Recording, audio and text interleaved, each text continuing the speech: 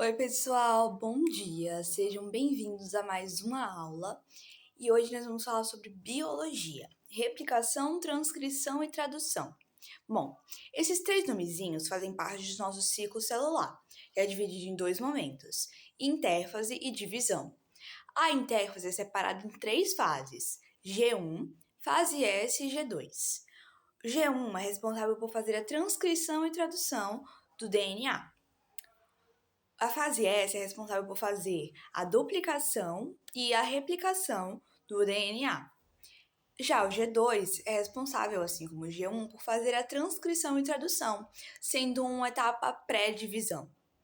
Na divisão, a gente tem dois tipos: a meiose, que é apenas em células germinativas, tendo um caráter reducional, e a mitose, que é apenas em células somáticas, tendo um caráter equacional. Agora vamos para a replicação. A replicação acontece na fase S da intérfase. Envolve a formação de uma cópia idêntica da fita de DNA. Nas células eucariontes, ela ocorre no núcleo, enquanto nas células procariontes ocorre no citoplasma. A replicação tem um caráter semiconservativo. Mas o que é que significa semiconservativo? Conserva que é a fita original, e cria uma nova fita a partir da fita original, certo? A replicação depende da ação de enzimas. E eu vou falar quais são essas enzimas e qual é a função delas no momento em que eu estiver falando sobre como elas atuam, tá? Em que momento elas atuam. A replicação é dividida em três momentos: desnaturação, síntese e correção. Na desnaturação, a gente tem a perda da forma natural do DNA. As enzimas que atuam são a girase, helicase e topoisomerase. A girase desfaz a hélice, girando a fita de DNA. A helicase separa as duas fitas, ruptura das ligações de hidrogênio. E a topoisomerase estabiliza as fitas, evitando que elas se enrolem. Por quê?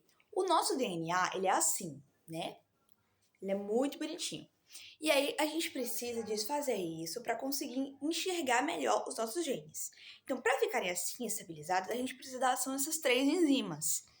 Depois nós vamos para a síntese, também conhecida como parte de produção. É a formação da nova fita, seja ela contínua ou descontínua. Quando a fita é descontínua, nós também podemos chamá-la de fragmento de Okazaki. E as enzimas que atuam são primase e DNA polimerase 3.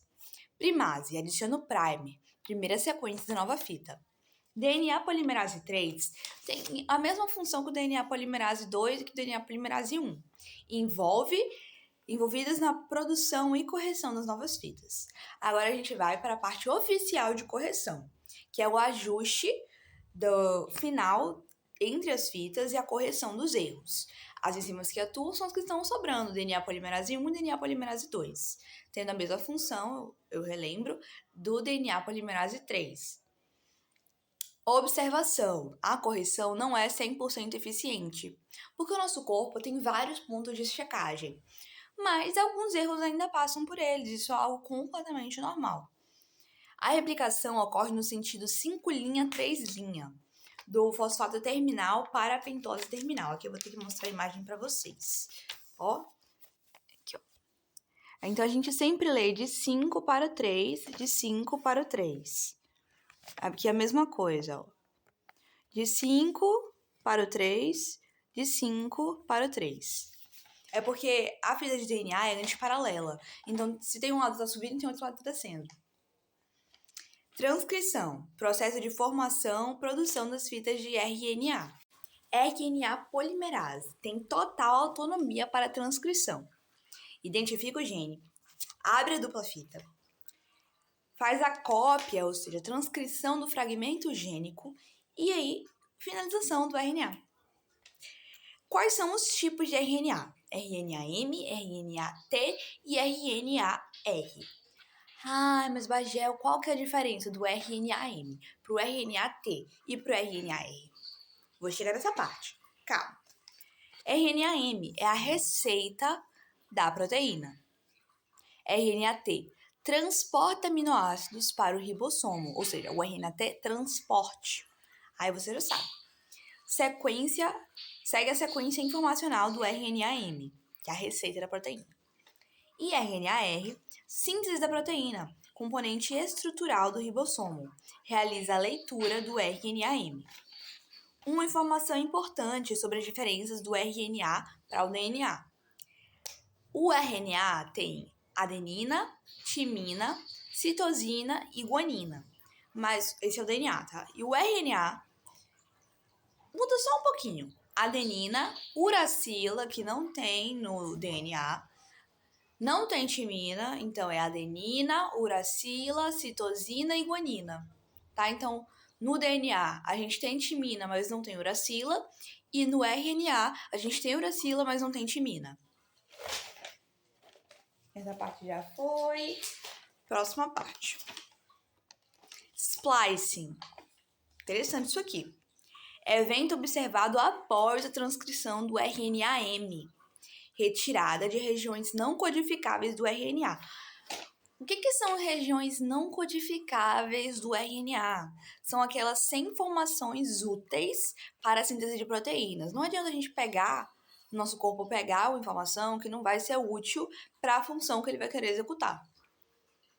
Regiões do RNA-M. O RNA-M é dividido em duas regiões, intron e exon. O intron não é codificado e é retirado durante o splicing. Já o exon é codificável e é uma porção informacional. Uma informação importante que pode acontecer nesse momento de splicing é que ele pode ocorrer de uma maneira alternativa. Aí fica conhecido como splicing alternativo. Consiste na mudança de produção, retirada de exons após o splicing. Modifica a sequência de aminoácidos. Promove variabilidade proteica. Tanto o splicing quanto o splicing alternativo só acontecem em organismos eucariontes, tá bom? Então, internalizem essa informação. O splicing e o splicing alternativo só ocorrem em organismos eucariontes. Agora, uma ilustração que o meu professor fez para a gente entender em que momento ocorre o splicing. Nós temos o DNA, aí passa pela transcrição, e temos o pré-RNA-M. Essa parte não é funcional, o RNA-M. A gente ainda precisa fazer o splicing para que ele se torne funcional e se torne aí, depois do splicing, o RNA-M, tá bom?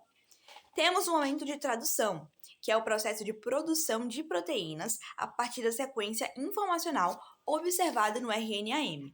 Vocês conseguem perceber que é graças ao RNA-M que o RNA-T e o RNA-R meio que se tornam quem eles são?